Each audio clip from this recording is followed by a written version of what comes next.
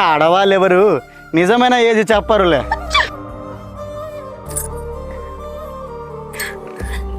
రేయ్, నిన్న పెళ్లి పీటల నుంచి పారిపోయి వచ్చా. సూసైడ్ చేసుకోబోతున్నా. వాట్? సూసైడ్ ఏంటి? సూసైడ్ అంటే ఆత్మహత్య. ఇప్పుడు నేను చేసుకునేది చావుకైనా